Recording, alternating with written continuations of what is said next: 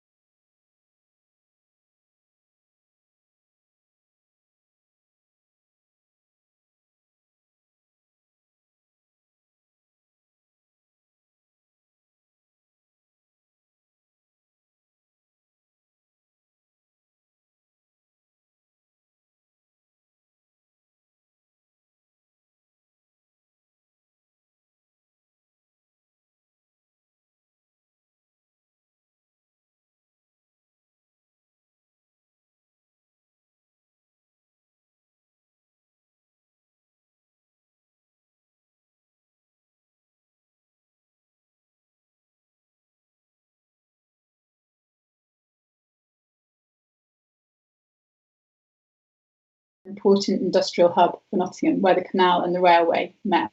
Could we go on to the next image, please? So this should be an aerial view. Fantastic. So it shows the island in the 1930s, and you can just about make out the glinting canal that goes around the island site and see the factories in the middle. So Boots, the chemist, was established in the 1850s, and as the business grew, Jessie Boot rented some rooms in an old lace factory on the island site. As Boots expanded over the next decades, the factories dominated the island. Boots remained there for a century, expanding to Beeston in the 1950s, with the factories on the island site eventually being demolished in the 1990s. So for the past 30 years, apart from some building around the edges, the island site remained an open piece of land. And as I said before, that's how I knew it. So if we could go on to the next image, thank you. So this image shows the inside of one of the factories, a pill packing room when the island was home to the Boots factories. So I became fascinated with the loop of the island being used for pharmaceutical production for a century, with raw ingredients coming in from all over the world, many through empire and colonial links and as a result of bioprospecting. Then the factories were demolished and wild plants occupied the land, many of them with their own medicinal uses.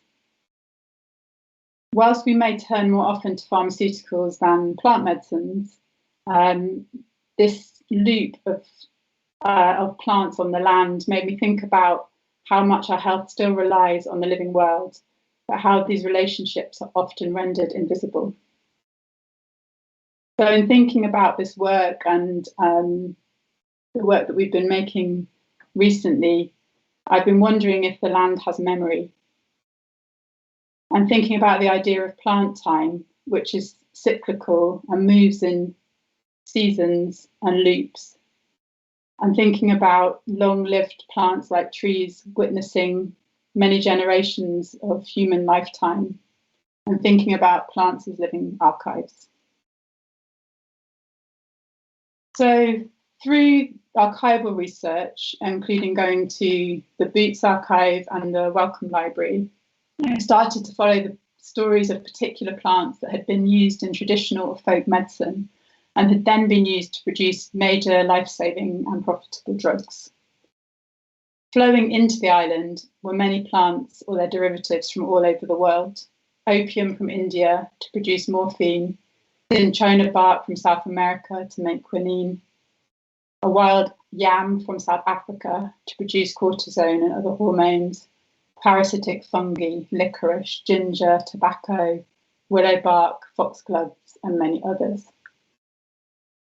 Jason Irving writes about the history of bioprospecting, the act of seeking out so-called natural resources to develop new commercial products, as being embedded in imperial projects. Plants, of course, became commodities, but some of them also were resistant to being capitalised. And I might talk a bit more about that later. Through this research, I was also thinking about the ways that the physicality of the plants, through their chemistry, enters our bodies as medicines and then flows back out into waterways and land, cycling back into other plant and animal bodies. And for me, that's where the idea of porous bodies kind of comes from. But again, we can pick that up later because I know it's a phrase that Usha's used in different ways, and it would be great to hear other references people have in thinking about that notion. So if we could go on to the next image, please, which should be the island site with the desire lines across it. So coming back to the island post-demolition, the site was widely seen as a wasteland, but it was abundant with wildflowers and litter and many other things. Back in 2011 to 12, I worked on a collaborative project called Wasteland Twinning, where artists and researchers from international cities worked with sites that were designated as wastelands and created a tongue-in-cheek twinning network to highlight the ways that these spaces had value that was beyond or perhaps underneath the typical values of a modern city. So it was a question we were kind of asking ourselves, like, for whom were they wasted? And in many cases, it was capital rather than maybe the communities, people, wildlife that were occupying them in each of those locations. So in lots of cases, these places were seen as empty or unproductive, but they allowed different things to happen. They made space for wildlife in the city. They were permissive spaces for rehearsal, and sometimes became temporary homes. There were also spaces where a lot of artists, well, the island site in particular, was a space where a lot of artists made a lot of different work and experimented with different things. And both Usha and Freddy have a strong relationship with the site, as well as the work that I was involved in doing there. And they were also spaces where property developers projected their visions for the future city. And the island has been the subject of many a master plan. So if we could have the next image, or we can go through to the website, either way. So you're looking at the front page of the Island Quarter website. So this is the latest kind of master plan and development plan for the island site. And after perhaps 30 years and I don't know how many, maybe 4 or 5 master plans, this one is actually happening. So in the last few years, the kind of green space of the island was largely flattened. It was turned into a car park initially, and then recently the first stages of construction were happening with buildings going up on the site. I'm not going to say too much about this because this is the sort of moment that we're documenting in some ways or looking at in the film, and maybe it's something that can kind of come up more in the conversation. So if we go on to the next image. This is an image going back to the Wasteland Twinning Network. This was a piece of work that we made. So this was in collaboration with David Bell and Matthew Trivett and a group of amazing people who volunteered to reenact an artist impression of at that time, the latest master plan for the site. So this was a business quarter, and the artwork was a way of kind of populating this image, like as if the stock figures had arrived, but the architecture never had. And then if we go on to the next image, which should be Usha, thank you. Usha has, as I said, also kind of had a long relationship with the island site, and she can say more about this image in the discussion, but she, over the years, had enacted different performances and rituals on the site, and I found this image particularly striking, and it was something that we talked about. And then again, as part of the Wasteland Twinning Network, Usha made a collaborative performance with Simon Raven. So just wanted to kind of have these reference points through time of different ways we'd interacted with the site. Okay, moving on to the next one, please. So this is an image of the island site after it had been flattened, and it's the remaking of a sign that we found on the site saying, "I want to be a park." And I was very taken with the sign, with the kind of idea that the land itself and all its inhabitants might have imagined different futures for it. And that was one of the conversations that we kind of revisited a lot in the Wasteland Twinning Network. Also, people might remember that during this period of time, after it became a car park, it was used as a COVID testing centre and a vaccination centre. So it's just had all these different kind of lives and rehearsals and realities and layers. So if we go back to, go on to the next image, which is back to, I think, the first image you saw of the island. I wanted to just bring in some ideas that I've been thinking about and we've been talking about in developing this work a bit around contamination and toxicity. So As I've kind of run through, this piece of land has had many, many lives, over many centuries, from being a kind of marshland to being a huge centre of industry to being a wasteland or a kind of urban commons or a field to now becoming a new built environment. And so I think in thinking about kind of the plant's relationship with the site, the histories of medicine, there isn't, for me, it's not about some sort of return to something or sense of purity. I think what's sort of interesting about what happens here is all these different kind of encounters, and the island, after the boots factories were demolished, as far as I understand, probably wasn't entirely well cleaned up. So there's potentially quite a lot of residue and toxicity that was kind of under the surface and in the land. So I've been reading The Mushroom at the End of the World by Anna Lowenhaupt-Singh, which some of you may well have read or come across. And I think in the first part of that book, I was really interested in her ideas of contamination and toxicity as also being productive, and the sort of reality of life at this stage of capitalism, where she's talking about, and she says, contamination is transformation through encounter. So the way that she talks about what she calls contaminated diversity doesn't offer a simple narrative of healing, repair, or remediation. It's the messy collaboration of everything, including the ugly histories, the mistakes, the bits that weren't cleaned up, and how life makes itself with and within these encounters and realities. Okay, if we go on to the next image, please. So this is an image so I'm hopping around. Anyway, here we go.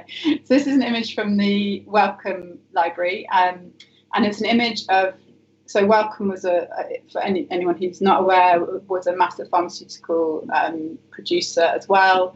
It's now, there's the Wellcome collection in London that kind of has a lot of the history of that company, but also, holds this kind of archive and library. So this image is from their factory in Dartford in the 1930s.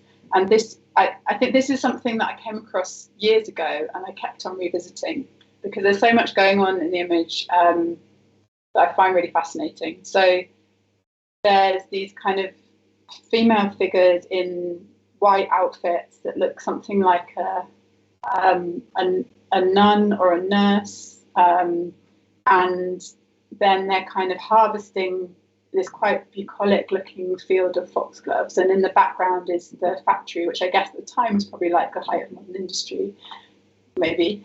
So I think this kind of combination, it has really fascinated me, and it was at the time when foxgloves were being used to develop new medicine. I mean, they've been used in medicine for a long time, but they worked out a way to kind of, I'm going to probably use the wrong word, synthesize or extract the active ingredient to make a drug called digoxin, which is a very, very powerful and important heart medicine that's kind of still used today. So this was actually, I believe, made as a kind of promotional image. And so I just thought there's something interesting here about the ways that kind of like a look at perhaps more sort of traditional medicine practices was being used to sell or advertise a kind of modern pharmaceutical development. And I just wanted to also give you a bit of context to foxgloves and digitalis, which is the kind of focus of the film in some ways, although I also think that the character we developed speaks of kind of many other plants as well. So the story of this kind of how this medicine entered like industrial pharmacy goes back to a physician in the 18th century called William Withering. Well, it probably doesn't go back to him, but the story that gets told goes back to him. So he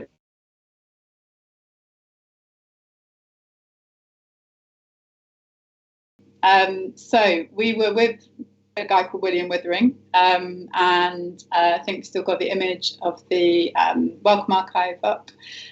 So I'm just sharing this story, I guess, as a way of, it's like a sort of a small example of a much bigger set of questions that I think is really important and interesting. And so this guy, this physician, in the 1780s, the story goes that he noticed a person with dropsy, which was a form of kind of heart failure, improving really remarkably after taking a herbal remedy, and then realised that came from the foxglove plant, and then did what's kind of known as being like the first series of clinical trials. So he did loads and loads and loads of tests with using foxgloves, and wrote a report on this called An Account of the Foxglove and Some of Its Medicinal Uses.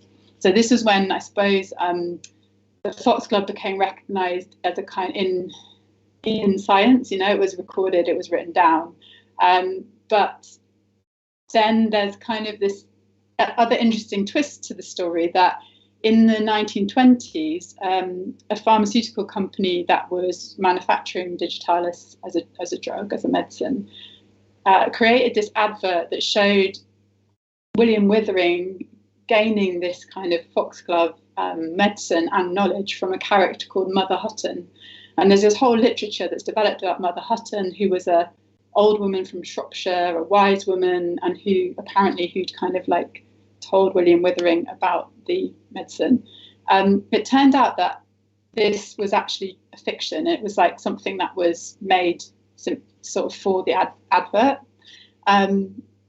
But whilst it was a fiction in terms of, as far as we know, Mother Hutton didn't exist, that's probably exactly what happened. You know, sort of things like that were happening all of the time, and not just with sort of, you know, British plants that were entering into these more kind of industrial systems of pharmaceutical medicine, but also in terms of all of those, in terms of bioprospecting and all of the plants and knowledge that was being taken from their original context around the world. So I think that for me, that kind of story is just one link out into that idea of the kind of invisibility often of what was learned from people and plants, and that really close relationship and knowledge of plants all over the place. And they would have, like, that information would have been often taken without credit, and also in many cases would have come from a much wider violent act of colonization. So that's the introduction to foxgloves. We go on to the next slide, and I'm going to wrap up soon. So this is just an image of one of the Boots recipe cards. That's from the Boots archive, and they've got kind of a really amazing archive of all these different records of recipes and plants and ingredients coming in and out of the island site, and then later on Beeston. And then if we go on to the next image, I'm just going to kind of come on to sort of making the artwork. So I guess to say all of that is almost like mulch or something, or compost, that is I wanted to share with you to kind of to give you a sense of the different ideas that I've been working with, but also I think kind of in making artwork, often it's like then you have to try and not forget it, but find kind of other ways of thinking and feeling into some of these kind of topics, ideas, and certainly in terms of working with the site in particular. So the image that I'm showing you there is a performance from a project I did called Urban Antibodies, where I did to sort of experiment with making costumes. This was in Berlin, and I was following kind of these characters of different plants that kind of relate to some of these issues I've been talking about. And I kind of like the idea. I mean, this isn't something I necessarily had articulated at the time, but in terms of this image, and then also the kind of work we've been making more recently, I'm kind of interested in the idea of like flipping bioprospecting, or thinking about what prospecting means. So prospecting is to kind of go in search of something, but also to kind of perhaps see the horizon. And I wondered what that might be if you flip that to kind of what the plants might see, or what they might imagine in the world, and in spaces which like humans might designate as empty, but that are very much not empty. Okay, so if we go on to the final image, and I just wanted to come to the film. Well, this sort of, it's ended up being a film now, but yeah, just so sort of last few bits of thoughts to share with you all. So this image is a scan of a foxglove flower that me and Usha made in my studio one day. I'd been sitting with some of this stuff for a long time, and then I kind of returned to it last year, wanting to make some work, and I suppose there was kind of images in my head, and I was sort of interested in what would happen if we tried to kind of realise them. I was really lucky to get some support through a DYCP grant, and that enabled me to work with collaborators and to actually make and to sort of experiment with some of this stuff. So the image of the foxgloves, we kind of just opened the flowers, scanned them, and they are remarkable. And this was kind of the beginning of what became costume, that then became a character, that then become a film. So I'm not a filmmaker, and I think I work at these things like the wrong way around. But it started with the kind of image. And then I worked with Steamhouse in Birmingham to print this as a pattern onto fabric. And then I worked with a fantastic tailor, Jonathan Grant, who hopefully might be watching this evening. And he taught me a huge amount about sewing, and we put together this costume that you'll see in the film.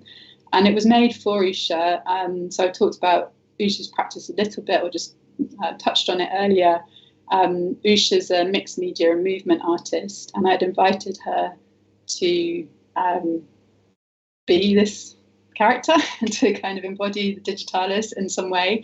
And when we come on to talking afterwards, I'm sure Usha can sort of say more about that experience, but both with her and Freddy, there was this really strong relationship to the island site, and that's kind of where we started from. And then I'd been talking to Freddy, who had a studio at Thoresby Street, which was the studios that was right next to the island site. It was the only remaining building that was part of those original boots factories. And Freddy is a photographer and filmmaker, and so then the three of us kind of worked together to develop the film. And I guess, yeah, finally, just before we watch it together, this is a kind of 5-minute film that is linear because you're watching it in this way. It's really raw. I think it's still a work in progress, but this is kind of where we've landed. This is where we've got to within the process now so far. And I think as we've been working on it together, we've been thinking it'd be really interesting to use some of the material that we've made in a less linear way. So kind of thinking about it as a spatial installation, pushing kind of working with sound further. So yeah, we're sharing it. I think I'm going to stop talking and we'll watch it together. Thanks.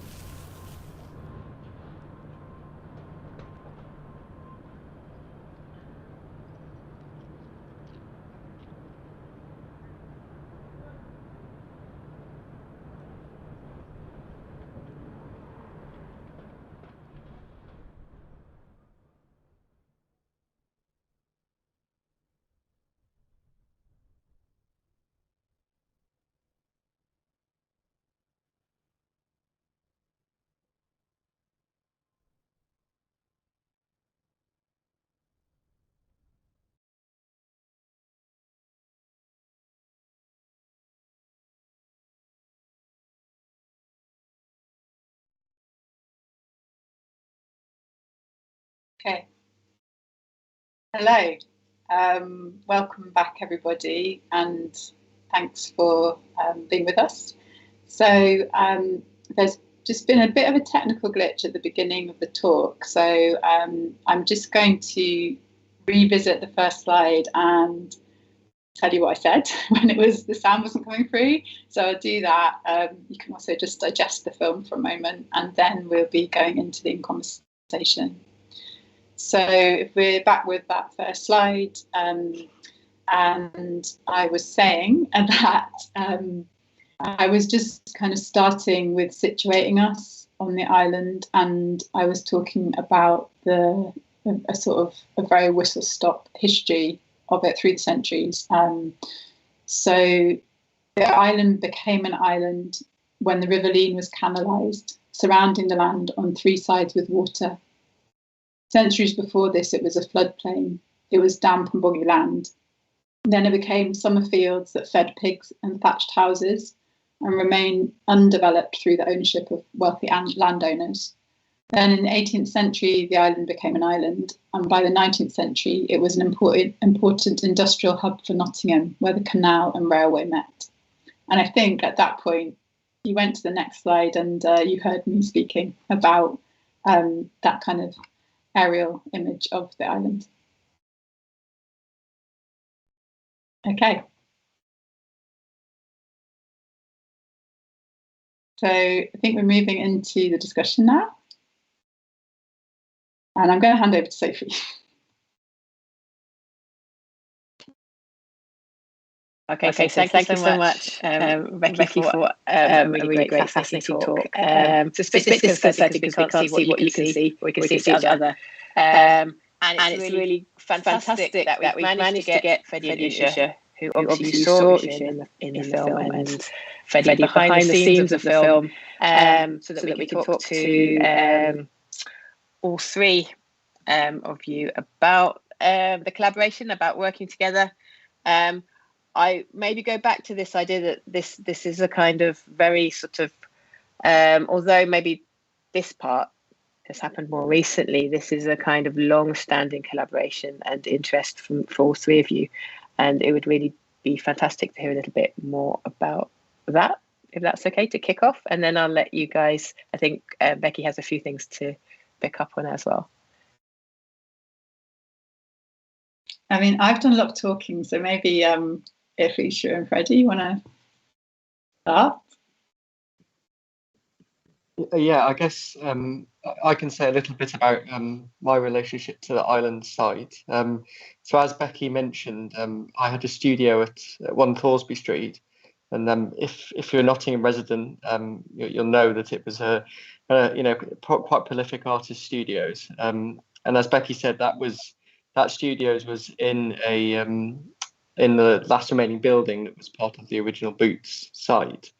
So from our studios, we could see what is the larger island site, and it's different permutations over the years, and yeah, in the last few years we've seen the building work sort of slowly start to form and take place, and sadly Thoresby Street shut. I think maybe two years ago now. Time's gone quickly, but that's been why I was brought in, I guess, on the project, because I was working very, very physically close to the site, and so it was, I guess, a natural partnership. But I think originally I emailed you, Becky, thinking that maybe we'd do something actually at Thoresby Street, but time sort of ran away with us, and Thoresby Street ended up shutting before we could do anything, and we've been very lucky to, I guess, continue working on the site with this project.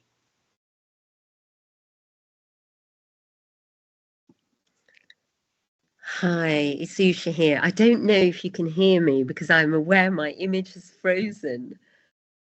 Can you hear me? Yeah. Has my image frozen? Not for me. Oh, great. Okay. I just wanted to say, yes, thank you, Becky, for inviting me into this weave. And we've been weaving for a long time over this land.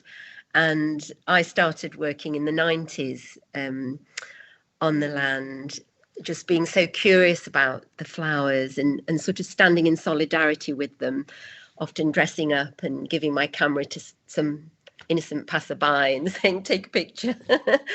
And just visiting and noticing the change over time. And just feeling a great affinity for the wildlife and the flora and fauna there. And in 2013, I'm going to hold this up and hopefully it can be seen. Becky actually gave me a digitalis print that she'd made, which was rather wonderful. And then more recently asked me to be part of, the digitalis persona and character, which I said yes to. And then we played with the imagery and the costume, and then came together on the land. And do you want me to say anything about how we met the land, Becky, that first moment? Oh, I can't hear you, Becky. Sorry, yes, go for it. Yeah, it's just been an incredible process. We visited it on 2 occasions, even though we've all had massive histories prior to that. And we really took our time entering the space and acknowledging the space, just gently walking round the boundaries, sharing stories, talking, noticing, pausing, softening. And having gone around the perimeter of the space, we then crossed the space. And we really just took our time. And then gradually, I'd put this beautiful costume on, and as part of my contribution to the costume, I bought myself some eyelashes, really long ones, because I felt her character wanted them, that feminine aspect of the foxglove as well, as such a celebration. And that was really curious for me, to play with my eyelids, because I could feel the weight of the eyelashes, and it became a very kinesthetic thing for me, which we've played with in other aspects of the film. Yes, and then we visited. I noticed the light on a particular evening when I was wandering across that site as I was on my way home, and said to Becky and Freddy, let's go at a particular time when we knew the sun was its own angle into the landscape, and we basically saw the sun go down. So those were our 2 blessed times, really, weren't they? And I know, Becky, you've talked about porous, and in the terms of the toxicity, and you wanted me to comment on something about that. Is this the right place, or should we open this out into another little line? How would we like to do this? Yeah, either way. I mean, Sophie, do you want to kind of ask us anything else, or at this point, or I think it flowed into porous. I think great. Yep, and then I think there has been a question come through, but I will maybe ask you that in a second. Yeah. I guess, just like a kind of, when I was speaking earlier, there was a particular idea of sort of what a porous body might mean in my head, but I guess I wanted to also say that it has felt like a real collaboration in terms of each of our practices have kind of made what we've made. So though Freddy said, you said you're invited in because of your sort of proximity or like relationship with the land, it was also because of your practice with photography and filmmaking. And there's been some really interesting, like conversations we've had about what you're doing with the camera, and kind of different like modes of filmmaking and ways that we could kind of push images in different ways as well. But yeah, Usha, it would be really great to hear your take on what a porous body might mean. Well, I was thinking porous in the way we all overlap as well, and I think porous means tiny openings and a passageway. And it's interesting that you were talking about the River Leen and the water, and those final images of the seeds on the water. And really, there's something for me about a porous body, as in that reciprocation and that exchange.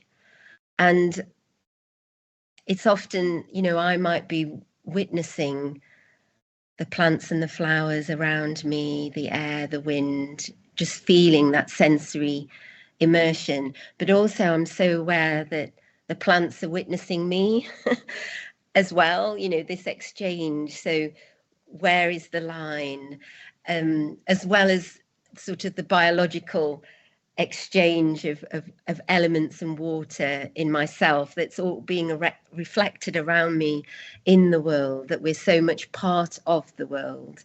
So for me, there's that real felt sense and somatic exchange, sensing into atmosphere, and mood and rhythm and all the elements. And I just found, Freddy, your way of being able to be amidst and among with the lens, I just thought that was so beautiful, because I felt I was being witnessed by the plants, because of the way you just allowed yourself to be with the plants, and I just, it was really wonderful to look back at the footage, not knowing what you were capturing, and then just seeing the richness of that, and how all our practices have just overlapped and exchanged in a very reciprocal and soft way, actually. Yeah, I think, Usha, that's a really good point to make. When we were doing the filming, it wasn't like we had a storyboard or anything like that. It was more that there were perhaps a series of conversations, or some sharing of ideas, and then we went to the site, and we just tried a few things out. So it's quite furtive in a sense, that the actual filming. And for me, it's a really nice change to work like that, because often if I'm making films for, in a commercial setting, it can be very prescribed what you have to do and the way in which the filming progresses. And so this has been very nourishing in that sense, because it's been the opposite of that. And I think, if you're going to work collaboratively with three people, it's perhaps a more non-hierarchical way of doing it, the way we've proceeded with the filming. And just watching the film back, I sort of feel, not that there was an element of luck, but we didn't do loads of filming, but we've come away with something that I think's, it's got to the heart of the things we were thinking about. And as Becky said, it's a work in progress. I think there's more to be done, but there's definitely some satisfaction, from me watching it. And definitely, we all feel there's so much more, even in the persona of Digitalis herself, that hasn't come through in this particular rendition, this first sketch, but beautiful and profound and simple as it is. So we're looking forward to playing with that even more. That might be a good point to ask you a question, because I think it sort of taps in. So we had a question come through from Kat. So she's really interested in sort of hearing a bit more about plant time as you have been sort of engaging with it, and also a little bit around sort of your approaches to, I guess, what we might call multi-species storytelling, which obviously I think we've just talked really nicely about this idea of taking the perspective of a plant, but I wonder if there's anything more any of you want to add about that as well. I guess it's sort of the two parts of that question. So maybe if I start off just with the idea of plant time.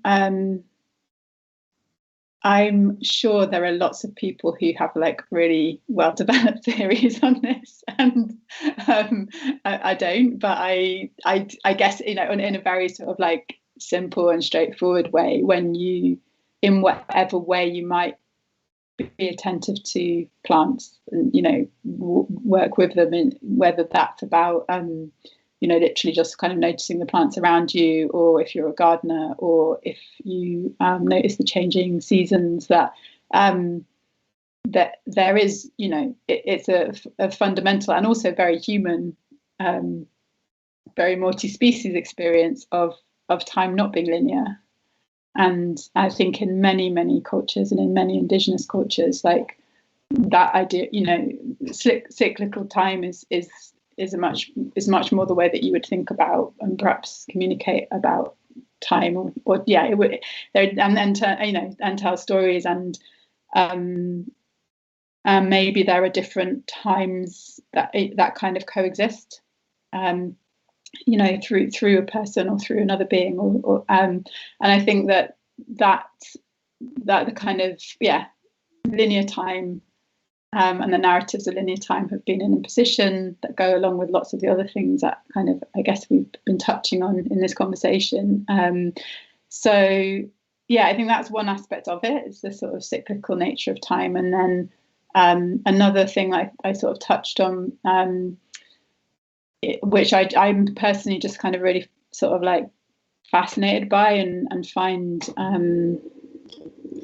yeah, I suppose find a kind of find really powerful, is this, and kind of, I think what Usha was saying, touched on it as well, was like the idea of plants as witnesses, as also maybe having their own perspectives, their own kind of living archives that, like, you know, what in some cases way outlive human lives. And then I just I'll say one more thing about kind of the multi-species storytelling, and then like other people can chip in. So yeah, I think that you know, I've sort of talked to and read quite a lot about thinking from other cultures, and really would like credit a lot of Indigenous thinkers and scholars and practitioners in, you know, that multi-species storytelling is obviously like a hugely global and ancient practice. So I think it's kind of interesting how maybe it comes into kind of like contemporary art making, and is maybe doing so a lot more so now. And I think that that's really exciting, but I think it's obviously really important to kind of like credit all the histories that comes from.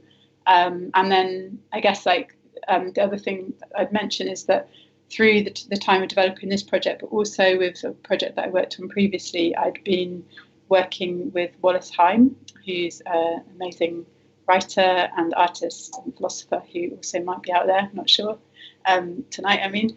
And with Wallace, we'd been looking at kind of writing practices that really were like trying to get away from, you know, what I've just done, which is like a kind of, here's a kind of history of this is what happened in this place at this time, and coming into it in a way that is much closer to Usha's practice, I think, which is around a really, a real sort of sensory form of engagement with place and storytelling from that multi-sensory imagining or encounter, which I think like maybe is one way into, you know, it's I'm really always really interested in working with the more than human and trying to think and understand what that means, but I'm also always human, and it's like that's also inescapable. So all right, I'll stop talking there. Don't know if anyone else wants to chip in on that. I mean, I maybe got something that sort of relates to that, which is I just wanted to mention, Becky, the conversations we'd had around maybe developing the film into a sort of multi-channel thing. So, you know, imagining the film maybe in an architectural setting. So thinking about how this film could be in a space, because obviously, when we watch the film, it's a linear presentation of a series of images. And I guess related to what Becky was just speaking about, and what Usha's spoken about the perspective of perhaps, you know, these non-human plants on the site. And maybe, maybe an interesting avenue to go down would be to explore maybe a way of presenting this content. I hate the word content. Maybe a way of presenting a film, with multiple perspectives all present at one time. That would be something really exciting to do. So if anyone's listening and has a space that we can do that in, just type in the comments box, please.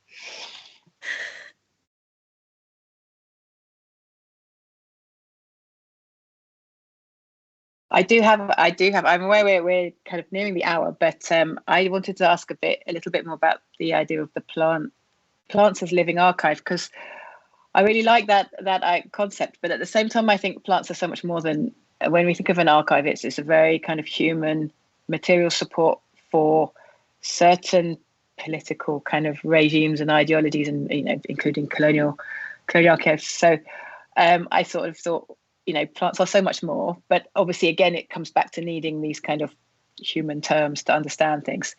But my question, I suppose, is around the work that, or the, let's say, the journeys and adventures that you had in the actual archives, Becky. So thinking about the way how as an artist do you explore an archive?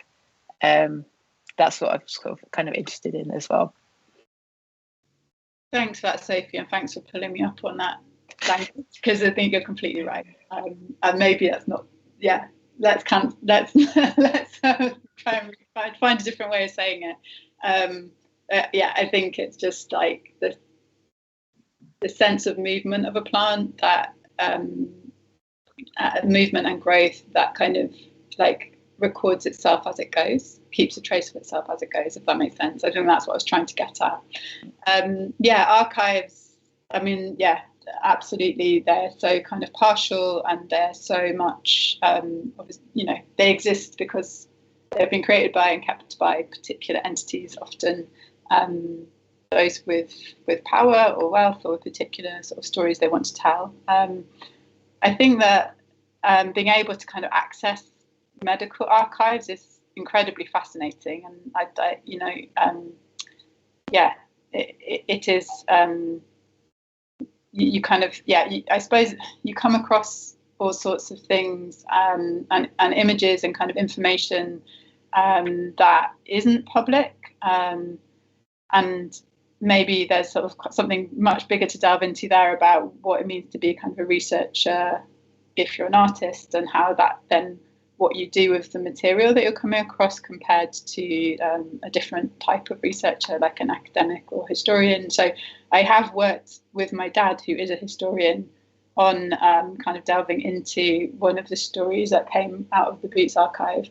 But I think that I suppose maybe the difference is kind of what comes out of that being kind of art making rather than writing a paper. But also, I guess there's something interesting for me about, obviously, like when you're in an archive, you might find material that you then want to kind of put into a linear context again, but you can also encounter an image, and the image on its own can tell a huge story. And I also think it's really important that different people have access to archives, because I think that you bring with you your body and your knowledge and your experience, and there are archives, there are like colonial archives, where the people who look after those archives may not know what some of the things actually mean, may not know a lot of the things actually mean. So it's kind of I think there's a lot of really amazing work that people are doing around kind of decolonization of, if that's even possible, but about those practices and thinking around archives. Yep, and I think it's really important at different, like you say, different people reading and looking at the archive and its materiality, not necessarily in a kind of data extraction, but in a kind of more creative, I guess, playful way. So I'm aware that we've kind of gone over the hour a little bit, but that's we did have a technical hitch, so I think that's okay. I don't know if there's anything anyone else wants to add, or any thoughts? Any final kind of?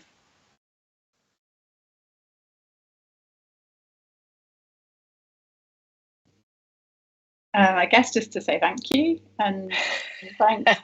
I mean, to Freddy and Usha as well for sort of for joining tonight, and for the generosity of the work we've done together.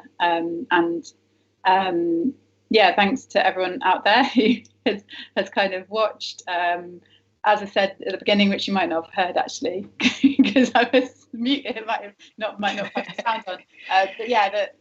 This is all like I was sort of thinking of this conversation almost like an open studio, and it's work in progress, and it's trying to kind of, I suppose, like share ideas publicly, but for them, for feedback and for comments. And so I guess there's information on how to kind of like follow up hopefully afterwards if you wanted to, or as Freddy said, if you're interested in hosting this like multi-screen experiment. Yep, no, that would be fantastic. So yes, I guess as kind of housekeeper, if you go to the Bonington Gallery site, you'll be able to find details of Becky's work and contact details and so on. I think you can also get in touch via formations@ntu.ac.uk, and you'll get passed on to us as well.